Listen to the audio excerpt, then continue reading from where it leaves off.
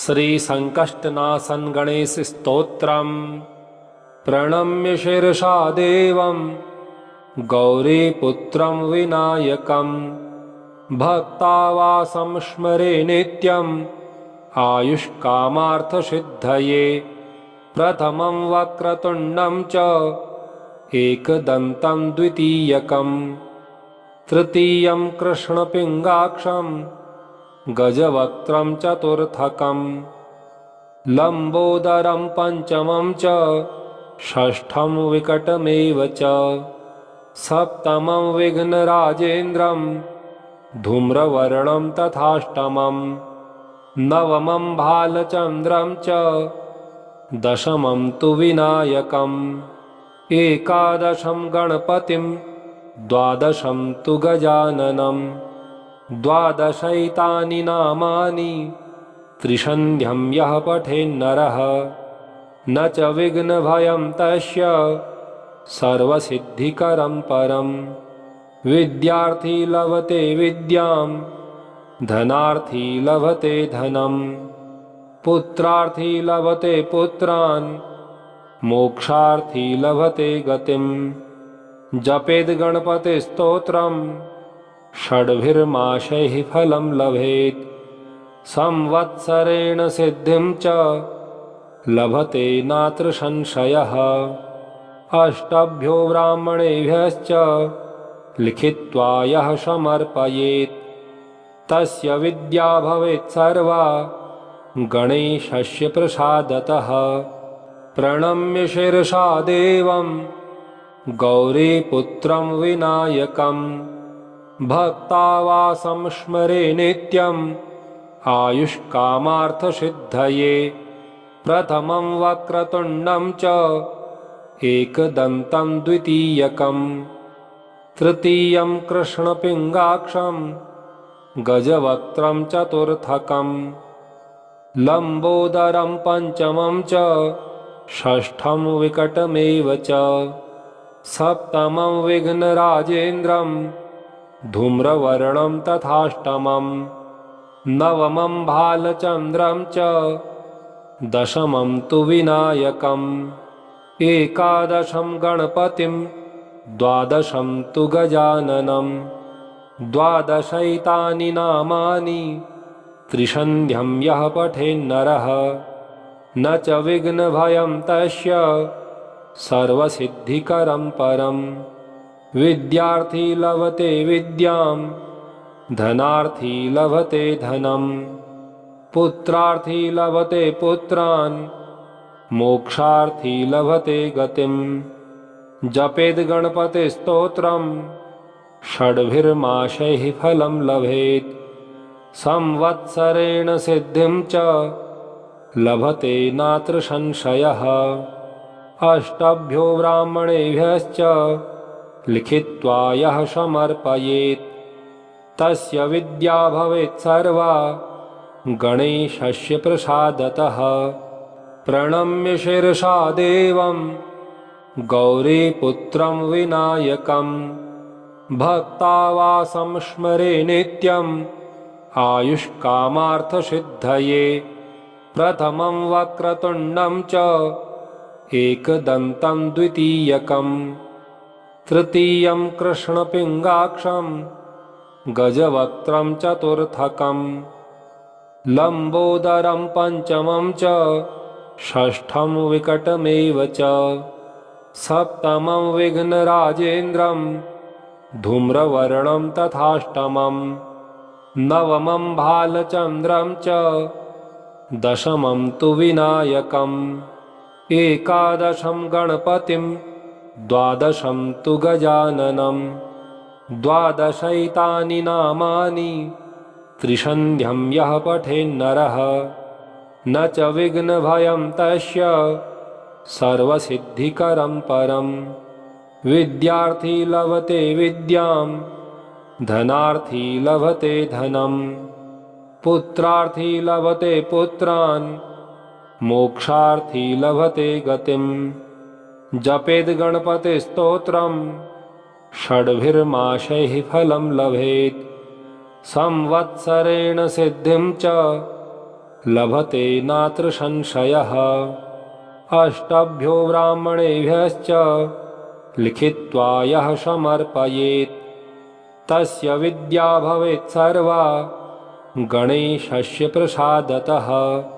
प्रणम्य शिरसा देवं गौरीपुत्रं विनायकं भक्तावासं स्मरे नित्यम् आयुष्कामार्थसिद्धये। प्रथमं वक्रतुण्डं च एकदन्तं द्वितीयकं तृतीयं कृष्णपिङ्गाक्षं गजवक्त्रं चतुर्थकं लम्बोदरं पंचमं च षष्ठं विकटमेव च सप्तमं विघ्नराजेन्द्रं धूम्रवर्णं तथाष्टमं नवमं भालचन्द्रं च दशमं तु विनायकम् एकादशं गणपतिं द्वादशं तु गजाननं द्वादशैतानि नामानि त्रिसन्ध्यं यः पठेन्नरः न च विघ्नभयं तस्य सर्वसिद्धिकरं परं। विद्यार्थी लभते विद्यां धनार्थी लभते धनं पुत्रार्थी लभते पुत्रान् मोक्षार्थी लभते गतिं। जपेद् गणपतिस्तोत्रं षड्भिर्मासैः फलं लभेत् संवत्सरेण सिद्धिं च लभते नात्र संशयः। अष्टभ्यो ब्राह्मणेभ्यश्च लिखित्वा यः समर्पयेत् तस्य विद्या भवेत् सर्वा गणेशस्य प्रसादतः। प्रणम्य शिरसा देवं गौरीपुत्रं विनायकं भक्तावासं स्मरे नित्यम् आयुष्कामार्थसिद्धये।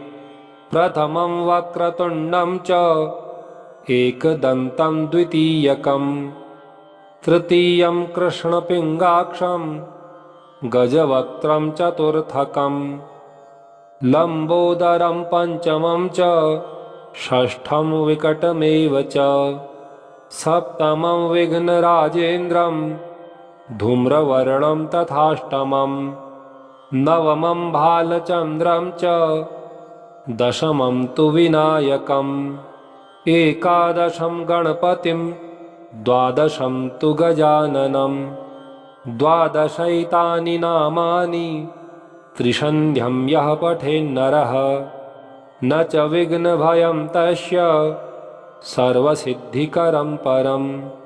विद्यार्थी लभते विद्यां धनार्थी लभते धनं पुत्रार्थी लभते पुत्रान् मोक्षार्थी लभते गतिं। जपेद् गणपतिस्तोत्रं षड्भिर्मासैः फलं लभेत् संवत्सरेण सिद्धिं च लभते नात्र संशयः। अष्टभ्यो ब्राह्मणेभ्यश्च लिखित्वा यः समर्पयेत् तस्य विद्या भवेत् सर्वा गणेशस्य प्रसादतः। प्रणम्य शिरसा देवं गौरीपुत्रं विनायकं भक्तावासं स्मरे नित्यम् आयुष्कामार्थसिद्धये। प्रथमं वक्रतुण्डं च एकदन्तं द्वितीयकं तृतीयं कृष्णपिङ्गाक्षं गजवक्त्रं चतुर्थकं लम्बोदरं पंचमं च षष्ठं विकटमेव च सप्तमं विघ्नराजेन्द्रं धूम्रवर्णं तथाष्टमं नवमं भालचन्द्रं च दशमं तु विनायकम् एकादशं गणपतिं द्वादशं तु गजाननं द्वादशैतानि नामानि त्रिसन्ध्यं यः पठेन्नरः न च विघ्नभयं तस्य सर्वसिद्धिकरं परं। विद्यार्थी लभते विद्यां धनार्थी लभते धनं पुत्रार्थी लभते पुत्रान् मोक्षार्थी लभते गतिम् जपेद् गणपतिस्तोत्रम् षड्भिर्माशैः फलं लभेत् संवत्सरेण सिद्धिं च लभते नात्र संशयः अष्टभ्यो ब्राह्मणेभ्यश्च लिखित्वा यः समर्पयेत् तस्य विद्या भवेत् सर्वा गणेशस्य प्रसादतः प्रणम्य शिरसा देवं गौरीपुत्रं विनायकं भक्तावासं स्मरे नित्यम् आयुष्कामार्थसिद्धये प्रथमं वक्रतुण्डं च एकदन्तं द्वितीयकं तृतीयं कृष्णपिङ्गाक्षं गजवक्त्रं चतुर्थकं लम्बोदरं पञ्चमं च षष्ठं विकटमेव च सप्तमं विघ्नराजेन्द्रं धूम्रवर्णं तथाष्टमं नवमं भालचन्द्रं च दशमं तु विनायकम् एकादशं गणपतिं द्वादशं तु गजाननं द्वादशैतानि नामानि त्रिसन्ध्यं यः पठेन्नरः न च विघ्नभयं तस्य सर्वसिद्धिकरं परं विद्यार्थी लभते विद्यां धनार्थी लभते धनं पुत्रार्थी लभते पुत्रान् मोक्षार्थी लभते गतिम् जपेद् गणपतिस्तोत्रम् षड्भिर्माशैः फलं लभेत् संवत्सरेण सिद्धिं च लभते नात्र संशयः अष्टभ्यो ब्राह्मणेभ्यश्च लिखित्वा यः समर्पयेत् तस्य विद्या भवेत् सर्वा गणेशस्य प्रसादतः प्रणम्य शिरसा देवं गौरीपुत्रं विनायकं भक्तावासं स्मरे नित्यम् आयुष्कामार्थसिद्धये प्रथमं वक्रतुण्डं च एकदन्तं द्वितीयकं तृतीयं कृष्णपिङ्गाक्षं गजवक्त्रं चतुर्थकं लम्बोदरं पञ्चमं च षष्ठं विकटमेव च सप्तमं विघ्नराजेन्द्रं धूम्रवर्णं तथाष्टमं नवमं भालचन्द्रं च दशमं तु विनायकम् एकादशं गणपतिं द्वादशं तु गजाननं द्वादशैतानि नामानि त्रिसन्ध्यं यः पठेन्नरः न च विघ्नभयं तस्य सर्वसिद्धिकरं परं विद्यार्थी लभते विद्यां धनार्थी लभते धनं पुत्रार्थी लभते पुत्रान् मोक्षार्थी लभते गतिम् जपेद् गणपतिस्तोत्रम् षड्भिर्माशैः फलं लभेत् संवत्सरेण सिद्धिं च लभते नात्र संशयः अष्टभ्यो ब्राह्मणेभ्यश्च लिखित्वा यः समर्पयेत् तस्य विद्या भवेत् सर्वा गणेशस्य प्रसादतः प्रणम्य शिरसा देवं गौरीपुत्रं विनायकं भक्तावासं स्मरे नित्यम् आयुष्कामार्थसिद्धये प्रथमं वक्रतुण्डं च एकदन्तं द्वितीयकं तृतीयं कृष्णपिङ्गाक्षं गजवक्त्रं चतुर्थकं लम्बोदरं पञ्चमं च षष्ठं विकटमेव च सप्तमं विघ्नराजेन्द्रं धूम्रवर्णं तथाष्टमं नवमं भालचन्द्रं च दशमं तु विनायकम् एकादशं गणपतिं द्वादशं तु गजाननं द्वादशैतानि नामानि त्रिसन्ध्यं यः पठेन्नरः न च विघ्नभयं तस्य सर्वसिद्धिकरं परं। विद्यार्थी लभते विद्यां, धनार्थी लभते धनं, पुत्रार्थी लभते पुत्रान्, मोक्षार्थी लभते गतिम्। जपेद् गणपतिस्तोत्रम्, षड्भिर्मासैः फलं लभेत्। संवत्सरेण सिद्धिं च लभते नात्र संशयः। अष्टभ्यो ब्राह्मणेभ्यश्च लिखित्वा यः समर्पयेत्, तस्य विद्या भवेत् सर्वा गणेशस्य प्रसादतः। प्रणम्य शिरसा देवं गौरीपुत्रं विनायकं, भक्तावासं स्मरे नित्यम् आयुष्कामार्थसिद्धये। प्रथमं वक्रतुण्डं च एकदन्तं द्वितीयकं, तृतीयं कृष्णपिङ्गाक्षं गजवक्त्रं चतुर्थकं, लम्बोदरं पञ्चमं च षष्ठं विकटमेव च, सप्तमं विघ्नराजेन्द्रं धूम्रवर्णं तथाष्टमं, नवमं भालचन्द्रं च दशमं तु विनायकम्, एकादशं गणपतिं द्वादशं तु गजाननं, द्वादशैतानि नामानि त्रिसन्ध्यं यः पठेन्नरः न च विघ्नभयं तस्य सर्वसिद्धिकरं परं।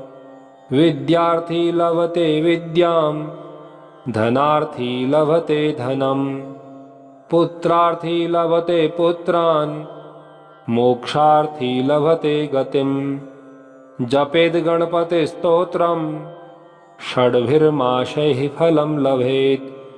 संवत्सरेण सिद्धिं च लभते नात्र संशयः। अष्टभ्यो ब्राह्मणेभ्यश्च लिखित्वा यः समर्पयेत्, तस्य विद्या भवेत् सर्वा गणेशस्य प्रसादतः। प्रणम्य शिरसा देवं गौरीपुत्रं विनायकं, भक्तावासं स्मरे नित्यम् आयुष्कामार्थसिद्धये। प्रथमं वक्रतुण्डं च एकदन्तं द्वितीयकं, तृतीयं कृष्णपिङ्गाक्षं गजवक्त्रं चतुर्थकं, लम्बोदरं पञ्चमं च षष्ठं विकटमेव च, सप्तमं विघ्नराजेन्द्रं धूम्रवर्णं तथाष्टमं, नवमं भालचन्द्रं च दशमं तु विनायकम्, एकादशं गणपतिं द्वादशं तु गजाननं, द्वादशैतानि नामानि त्रिसन्ध्यं यः पठेन्नरः न च विघ्नभयं तस्य सर्वसिद्धिकरं परं। विद्यार्थी लभते विद्यां, धनार्थी लभते धनं, पुत्रार्थी लभते पुत्रान्, मोक्षार्थी लभते गतिम्। जपेद् गणपतिस्तोत्रम्, षड्भिर्मासैः फलं लभेत्। संवत्सरेण सिद्धिं च लभते नात्र संशयः। अष्टभ्यो ब्राह्मणेभ्यश्च लिखित्वा यः समर्पयेत्, तस्य विद्या भवेत् सर्वा गणेशस्य प्रसादतः। इति श्री नारदपुराणे संकष्टनाशनं नाम गणेशस्तोत्रम्। श्रीगणेशार्पणमस्तु। ओम श्री गणेशाय नमः।